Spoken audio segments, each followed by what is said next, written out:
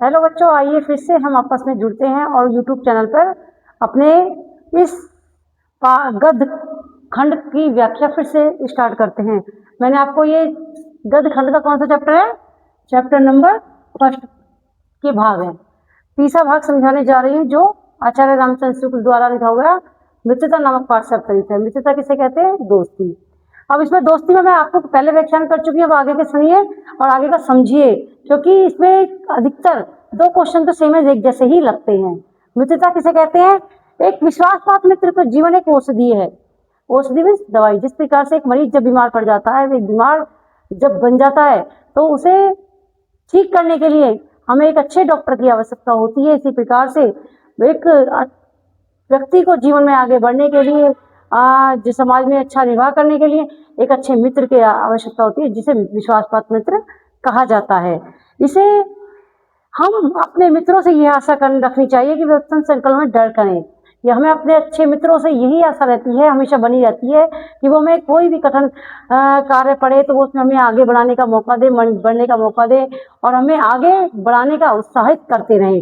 दोषों त्रुटियों से हमें बचाएं और जो हम दोष यानी कि जो हम गलतियां करें, त्रुटि मीन्स गलतियां, जो हम गलतियां करें उन गलतियों को वो करने से हमें रोके। कि कहते हैं ना कि कोई बच्चा गुटखा खा रहा है तो चलो हम भी गुटखा खाते हैं, हमें तो जबरदस्ती करके हमें खिलाने की कोशिश करते हैं। लेकिन अगर विश्वासपात्र मित्र होगा, अच्छा मित्र होगा, सच्चा मित्र होगा, तो वो क्या करेगा आपके साथ?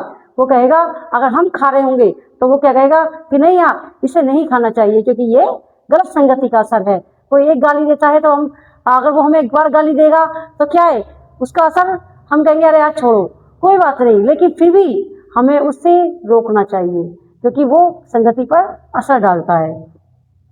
हमें सत्य, पवित्रता और मर्यादा के प्रेम को पुष्ट करेंगे और कुमार्ग पर रखेंगे और हमें हमेशा सत्य का रास्ता दिखाएंगे।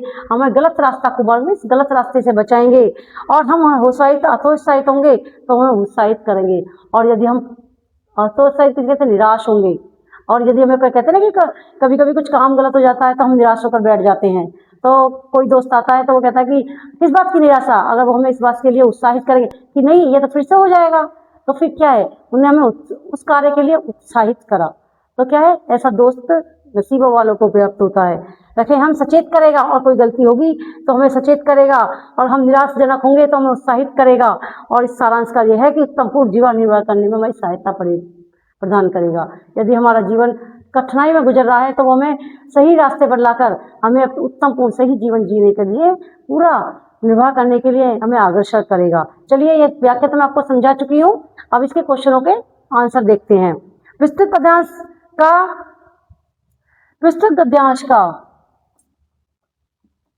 गद्यांश का संदर्भ लिखिए। यहाँ तो इसमें क्या बताया गया? प्रस्तुत गद्यांश। गद्यांश किसे कहते हैं? रेखांश। यानी कि इसके पाठ और लेखक का नाम कौन है?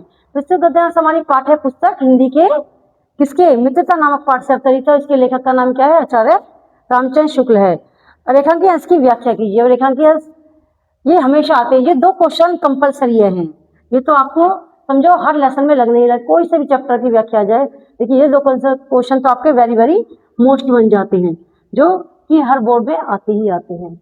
और ये चैप्टर भी बहुत मोस्टली है, वेरी मोस्ट है, 2024 में ये आ चुका है और हो सकता है 2027 में भी ये आकर लग जाए।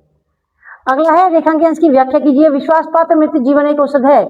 हमें अपने मित्रों की आशा रखनी चाहिए कि वे उत्तम संकल्प और दृढ़ करें। कि एक विश्वासपात्र मित्र क्या है? एक दवाई के समान है, और हमें जो हमें उत्साहित करता है आगे के रास्ते पर बढ़ने। हमें थोड़ी सी लैंग्वेज बदलकर अपनी लैंग्वेज में से, अपनी भाषा में इसका सिंपल सी भाषा में उत्तर देना होता है, रखना चाहिए, जो उत्तम दृढ़ संकल्प में हमें आगे बढ़ाने की प्रोत्साहित करता रहे।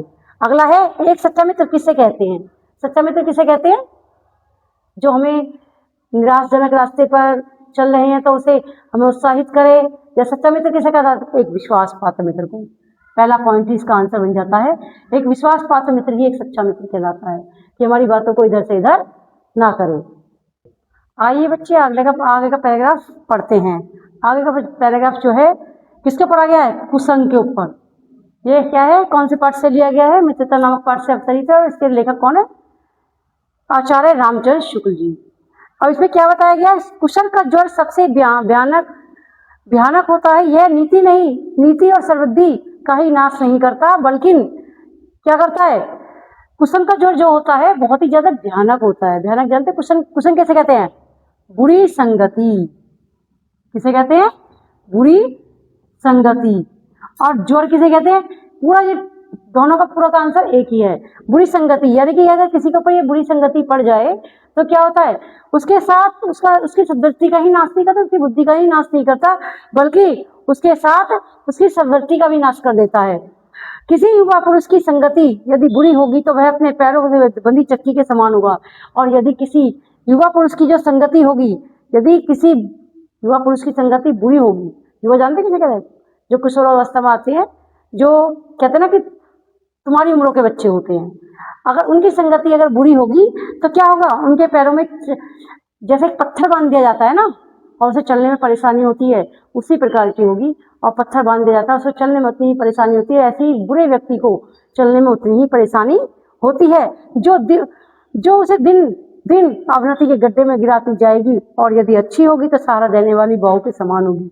और वो बुरी संगति जो होगी वो उसे दिन प्रतिदिन क्या करती चली जाएगी, बुरे रास्तों पर लेती चली जाएगी, एक गड्ढे में डालती चली जाएगी। कहते ना कि जब हमारा कीचड़ में पैर फंसता है तो हमें नहीं पता कि वो पैर कहाँ पड़ा है, और हम उस कीचड़ को निकालने की कोशिश करते हैं तो आगे पैर फंस जाता है।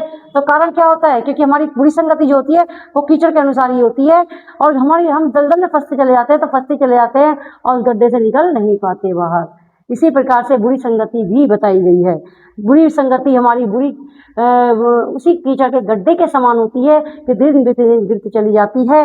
और यदि अच्छी से अच्छी संगति हमारे साथ होगी तो वो उन बाहुबल के समान होगी कि अगर हम किसी परेशानी में भी होंगे तो वो मित्र आके सामने खड़ा हो जाएगा हमारी परेशानी का निवारण करने के लिए, जो उसे निरंतर उन्नति पे उठाती जाएगी। और वो मित्र जब विश्वास पात्र और घनिष्ठ होगा और अच्छा होगा और सच्चा होगा तो वो हमें क्या है, एक अच्छे रास्ते पर अग्रसर करता ही चला जाएगा। ये तो होगी आपकी व्याख्या। अब आगे क्वेश्चन समझाती हूँ। प्रस्तुत संदर्भ लिखिए। ये तो क्वेश्चन ऐसा है कि जो कि हर पैराग्राफ में हर पॉइंट में लगता है, एक ये और एक रेखांकित अंश की व्याख्या। ये दो क्वेश्चन तो आपको हमेशा ही पाएंगे। इसी प्रकार से प्रस्तुत संदर्भ क्या है? प्रस्तुत संदर्भ हमारा क्या है? प्रस्तुत गद्यांश हमारा पाठ्य पुस्तक हिंदी के मित्रता नामक पाठ से अवतरित है, और इसके लेखक का नाम क्या है? आचार्य रामचंद्र शुक्ल जी है। अब इसकी रेखांकित अंश क्या है? रेखांकित अंश देखो ये है, किसी युवा पुरुष की संगति यदि बुरी होगी तो उसको क्या करेगी, यदि बुरी होगी तो वह दिन प्रतिदिन गड्ढे में गिरती चली जाएगी। जैसे एक व्यक्ति का पैर कीचड़ के दलदल में फंस जाता है और निकलना, जैसे वो एक निकालता है तो दूसरा फंस जाता है और वो फंसता ही चला जाता है। इसी प्रकार से बुरी संगति होती है। और इसके बाद पूछा गया है कि जो उसे दिन अपने गड्ढे में डालती जाएगी, और यदि अच्छी होगी तो हमारा सपोर्टर बनकर खड़ा हो जाता है, हमारा सहारा बनकर खड़ा हो जाता है। अब आइए, कुसंग का अर्थ क्या है? कुसंग किसे कहते हैं?